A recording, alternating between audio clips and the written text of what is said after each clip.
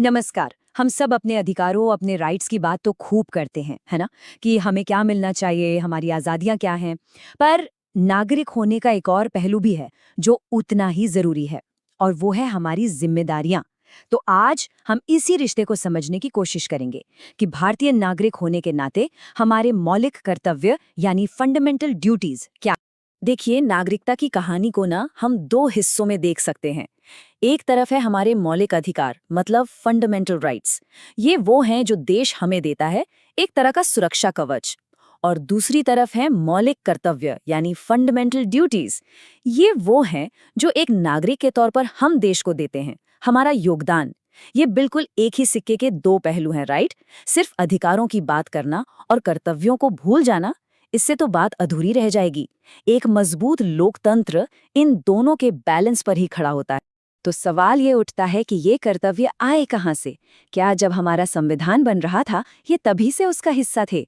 मजे की बात यह है कि नहीं, इन्हें हमारे कॉन्स्टिट्यूशन में बाद में शामिल किया गया था। इन्हें हमारे संविधान के पार्ट 4A में एक नया आर्टिकल जोड़कर रखा गया, आर्टिकल 51A। आप कह सकते हैं कि यही वो पता है जहां एक नागरिक के तौर पर हमारे सारे कर्तव्य लिखे हुए हैं, लिस्ट किए गए हैं। इसकी कहानी भी काफी दिलचस्प है। बात है 1976 की।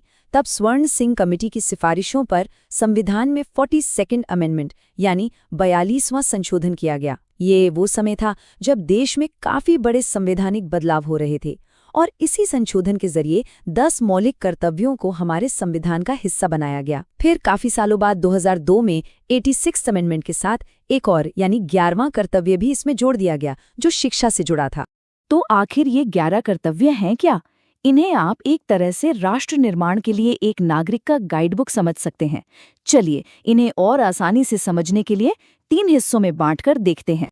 सबसे पहले बात करते हैं राष्ट्र के प्रति हमारे कर्तव्यों की।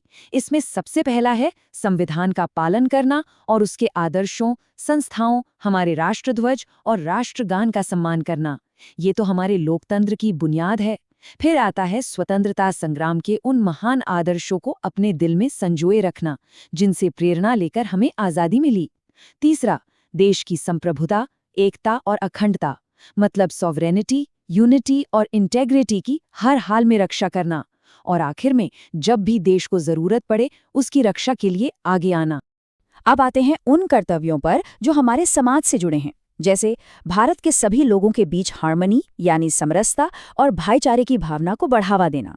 इसके साथ ही ऐसी किसी भी प्रथा को छोड़ देना जो महिलाओं के सम्मान के खिलाफ हो। ये एक मॉडर्न सोसाइटी की पहचान है। फिर हमारी जो मिलीजुली संस्कृति है, जिसे हम कॉम्पोजिट कल्चर कहते हैं, उसकी महान विरासत को समझना और उसे संभाल के रखना। और हाँ, ये भी बहुत जरूरी है, पब्लिक प्रॉपर्टी को नुकसान न पहुंचाना और हिंसा से हमेशा दूर रहना। और हमारा तीसरा समूह जुड़ा है खुद से और हमारे पर्यावरण से।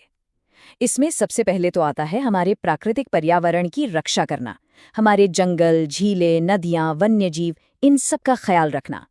फिर आता है एक साइंटिफिक सोच, मानवतावाद और नई चीजें सीखने की भावना को विकसित करना। इसके अलावा चाहे अकेले हो या समूह में हो, हर काम में एक्सीलेंस यानी उत्कृष्टता हासिल करने की लगातार कोशिश करते रहना। और हाँ, वो 11वां कर्तव्य जो बाद में जोड़ा गया था कि हर माता पिता या गार्डियन की ये जिम्मेदारी है कि वो अपने 6 से 14 साल के बच्चों को स्कूल भेजें, उन्हें शिक्षा का मौका दें।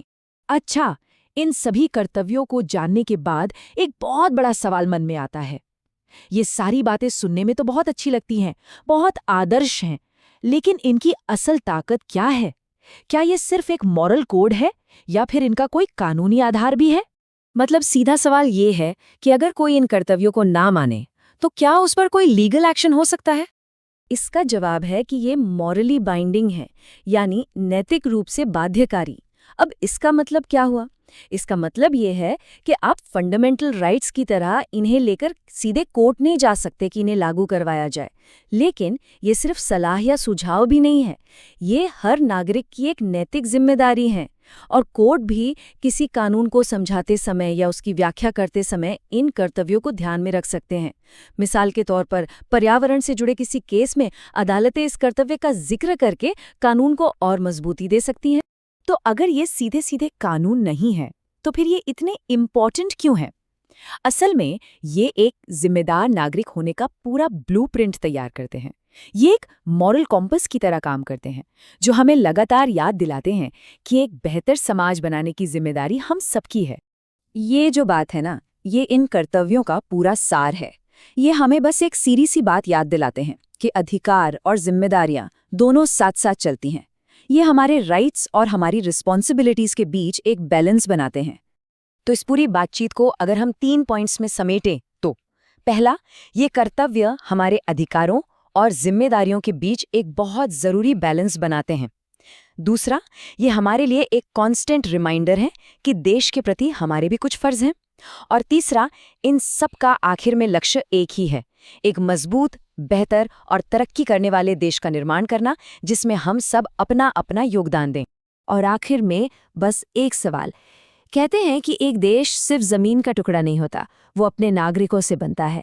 तो अगर ये सच है, तो ये बात हमसे एक नागरिक के तौर पर रोजमर्रा की जिंदगी में क्या करने के लिए कहती है? सोचिएगा जरूर।